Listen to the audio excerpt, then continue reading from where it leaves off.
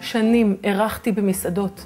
הייתי 17 שנה בתחום המסעדות בירושלים, וירושלמים בטוח מזהים אותי כי הם אכלו אצלי הרבה פעמים.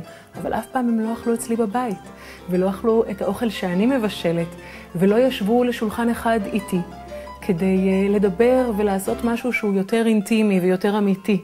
ולזה אני מזמינה אתכם. בואו אליי, נספר סיפורים אחד לשני. יהיה כיף.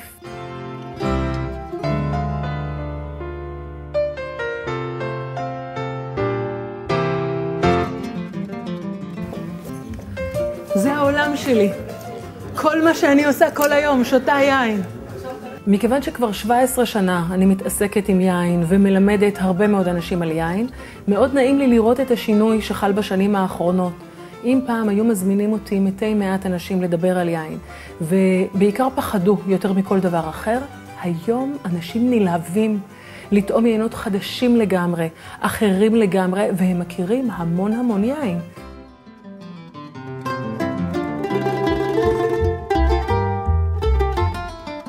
אז אם אנחנו הולכים לכאן למטה, אנחנו מגיעים כאן למקום האדום הקטן הזה, שהוא בורדו. בורדו כולם יודעים, נכון? למה אנחנו יודעים? כי אנחנו אומרים שתיתי בורדו. אנחנו לא אומרים שתיתי קברנה סוביניון עם קצת מרלו וקצת קברנה פרנק. אני שתיתי יין שמגיע מאזור בורדו. בשנות ה-40 אחרי שהוקמה מדינת ישראל, ממש כאילו 49-50, הזמינו את לוי אשכול להגיע לצרפת, לארוחה עם כל ראשי המדינה של צרפת, אוקיי? ומי שאירח את הארוחה הזו, הברון רוטשילד. ערך שם ארוחה כמו שרק הצרפתים יודעים לעשות, והעיקר, הוא פתח את היינות שלו משנת 1929, שאתם, מכיוון שכבר שמעתם אותי מדברת, יודעים שזו השנה הטובה ביותר שהייתה אי פעם בעולם. והם פתחו את זה כבר בצהריים. למי? ללוי אשכול, הרי הוא אורח הכבוד. ומה עשה לוי אשכול? מיריק? הוסיף סודה. עכשיו, זה נניח בושה לישראלים, נכון? אבל לא. כללי הדיפלומטיה אומרים שכמו שהאורח שלך מתנהג, גם אתה צריך להתנהג.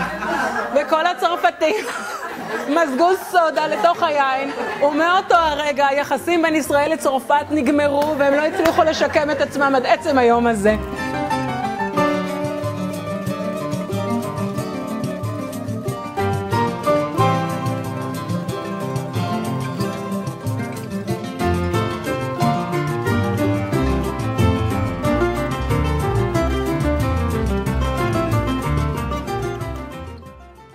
מאוד מעניין, מאוד נהנינו, למדתי דברים חדשים על יין, תודה רבה, בהומור, בכיף, שעתיים אני חושב עברו בלי לשים לב.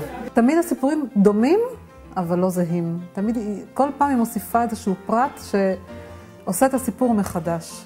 תענוג. ותודה רבה, ואני מקווה בפגישות הבאות תזמיני אותי כי אני רוצה להגיע לחיים.